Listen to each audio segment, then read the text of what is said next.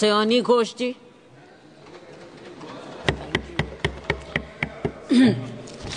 Namaskar, Madam. I thank you and my leader, Mamata Banerjee, for giving me an opportunity to speak today.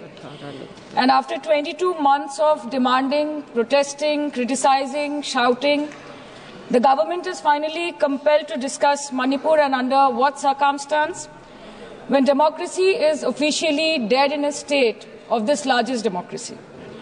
They are forced to debate on Manipur today because President's rule has been imposed in the state of Manipur.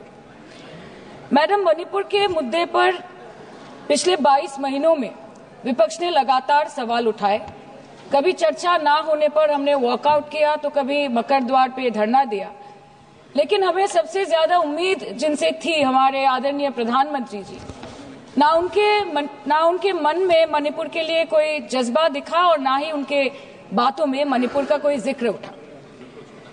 600 दिनों से ऊपर चल रही ethnic violence madam, 240 से ऊपर मणिपुर के भाई और बहनों की मौत, 1500 से ज्यादा जख्मी लोग, more than 5,600 arms, 6.5 lakhs rounds of ammunition looted from police armories, करीबन 68,000 इंटरनल डिस्प्लेसमेंट, 13,000 से ज्यादा स्ट्रक्चरल डैमेज, कई लापता लोगों की डायरी, लगातार दहशत की खबरें, फिर भी सरकार ने अपनी चुप्पी मणिपुर पर नहीं तोड़ी। Madam, in the past 22 months, every individual has taken to the streets of Manipur protesting and demanding peace. The apex student body of the Northeast staged a protest against the Prime Minister and the Home Minister for their failure to handle the crisis. The Indigenous Tribal Leaders Forum, the Kuki Front, organized a mass rally alleging that the central agencies were cherry-picking in order to appease the majority community at the expense of the minorities. Madam, कल तक Meitei community के महिलाओं ने protest stage किया और home minister को अर्ज किया कि आप जाएं और मणिपुर में शांति लाएं। अध्यक्ष महोदय, कम्युनिटी चाहे कोई भी हो, मणिपुर के लोग हमारे अपने लोग हैं और हम आपसे बस यही कहना चाहते हैं कि whether you like this fact or not, Manipur इस देश का ही हिस्सा है। मैम, 550 से ज्यादा civil society organizations, retired bureaucrats, police officers, activists, lawyers, filmmakers, journalists, academics, writers, they had to unitedly issue a public statement urging the Honorable Prime Minister to speak out about the ongoing ethnic violence in Manipur, but there was pin-drop silence from the Prime Minister's end. और जब वो पहली बार बोले तो उन्होंने मणिपुर के अब के हालात के लिए कांग्रेस की तब की सरकार को कोसा, जबकि मणिपुर में डबल इंजन उन्हीं की चल रही थी। Sir, only a few empty words were spoken by the Prime Minister and not even a single substantial step was taken by the central government to handle the Manipur crisis. It was the widespread reporting of this shameful incident of public humiliation of 2 tribal women which led to the judicial intervention of the Supreme Court demanding accountability from the state government. And unfortunately, the United Nations too raised alarms about the blatant abuse of human rights in Manipur, citing reports of extrajudicial killing and sexual violence. What is the point? What is the point? What is the point of discussing Manipur, madam? What is the point of discussing the budget of Manipur? Manipur has experienced higher inflation rates every month since violence broke out in the state. 70% of Manipur lives in the villages with a monthly inflation rate of 10 to 12%, the highest inflation among all states in the country. Youth employment in Manipur is at 23%. मंत्री, मणिपुर पर इसी सदन में बार बार बातें रखी गई, नहीं रखी गई, रखी स्पीच रखी गई, गलत बात है। और गृह मंत्री जी भी, प्रधानमंत्री जी भी अपने भाषण के क्रम में वहां की स्थिति को बड़ी स्पष्टता के साथ रखे हैं। इस तरह के बयान करके, गुमराह करके, अराजक स्थिति पैदा करने के लिए जो मणिपुर शांति की ओर बिल्कुल बढ़ चुका है, उसके लिए सदन में इस तरह से क्यों बोला जा रहा है Modi? Budget for healthcare slashed by 23% and 11.5%, and budget for education slashed by 17% and 5.6% in the past 2 years. Budget for nutrition has been cut by 25%. Social security spending for tribal communities have seen a massive cut of 47%. And price rise is bleeding every family dry, no matter what their ethnicity be. What has the Manipur budget demands of grant proposed for reducing inflation and ease supply chain for the network of the state? Approx 6,164 children between 6 months to 6 years, 2,638 adolescent girls, 232 pregnant women, 753 lactating mothers are currently living across 325 camps in Manipur. By April 2024, 554 babies were born in relief camps since the violence erupted, including 2 maternal deaths as per official data.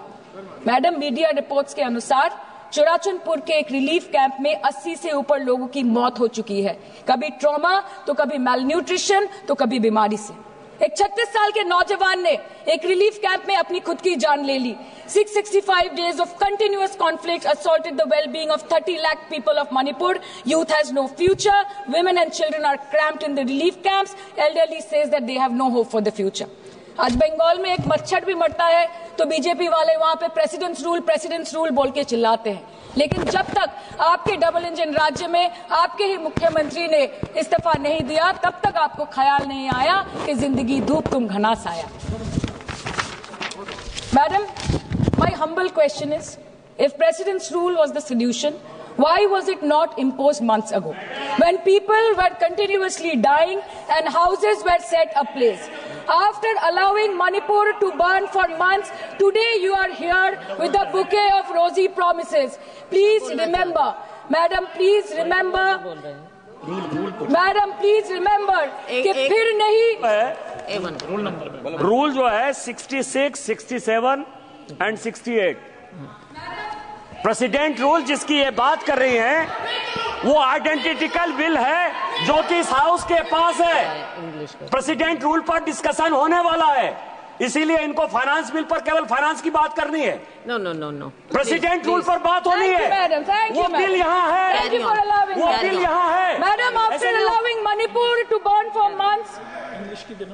burn for months, today you are here offering bouquet of rosy promises. Please remember, फिर नहीं बसते वो दिल जो एक बार उजड़ जाते हैं गालिब, कब्र कितनी भी सजाओ कोई जिंदा नहीं होता।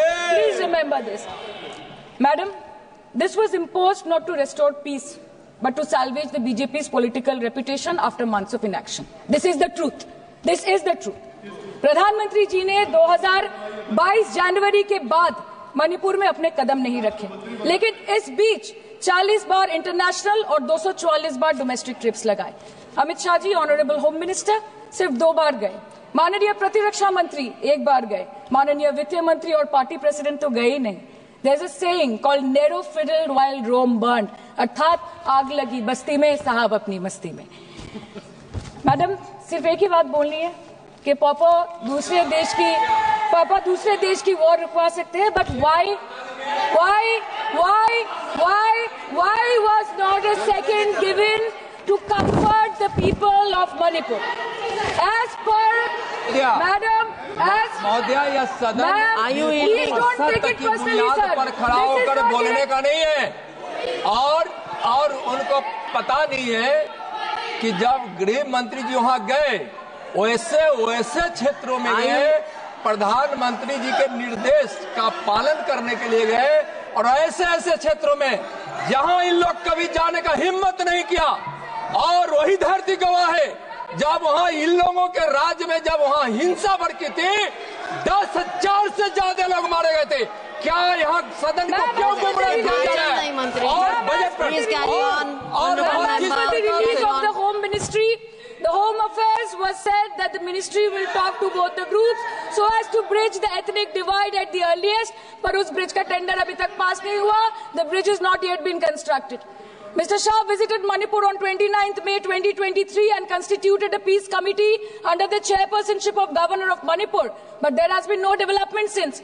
बाद में देखा गया that the governor को जबरदस्ती वहां से हटा दिया गया because she echoed the voice of the people of Manipur saying that Manipur के लोग दुखी है, मणिपुर के लोग अपसेट है। उन्होंने सिर्फ मांगा था कि प्रधानमंत्री एक बार आए और उनसे मिले। इसमें इतनी गलत बात कुछ नहीं है madam. Is this the reason why the government always shies away from discussion and debate? The truth is double engine ran over the people of Manipur. The double engine, your double engine ran over the people of Manipur. And on the other hand, we have our leader, madam.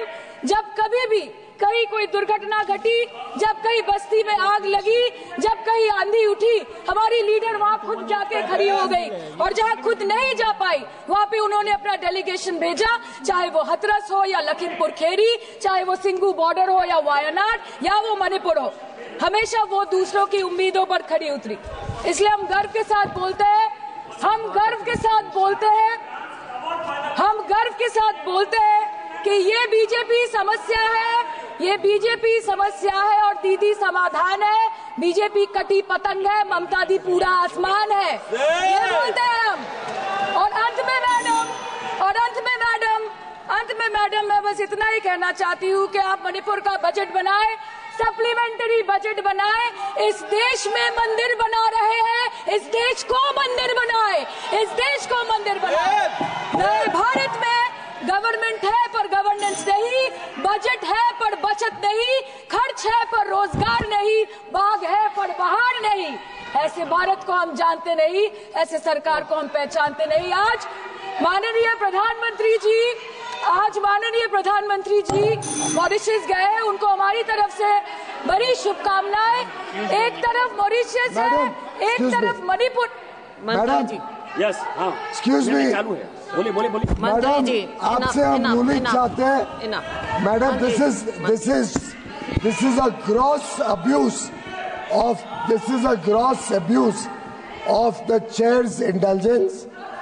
This is a gross abuse by an honorable member. No, you cannot point fingers at the chair. No, I'm sorry. Who is exceeding the limit of a debate on the appropriation you cannot bill. say that. And she is indulging in abuse of the indulgence that the chair is showing to her. No, and this Minister. is absolutely not acceptable. Raju Bishta In this house, when the appropriation bill is being discussed, the rules have to be followed. Raju Bishta. Please give us a ruling on 218. Honorable member is referring to 218. Yeah. That is appropriation. Manipur appropriation. This is Manipur. Madam. Raju Bishta. धन्यवाद madam. Raju बिष्टा हो गया, इनकी बात आ गई है ma'am. हो चुका है आपका, आप बैठ जाइए अब। राजू बिष्टा, धन्यवाद। आ गई रिकॉर्ड पे, आ गई। राजू बिष्टा, धन्यवाद मैडम, आपने मुझे बोलने का मौका दिया, मैं आपका बहुत आभारी हूँ। राजू बिष्टा, दीदी आपका माइक बंद हो चुका है।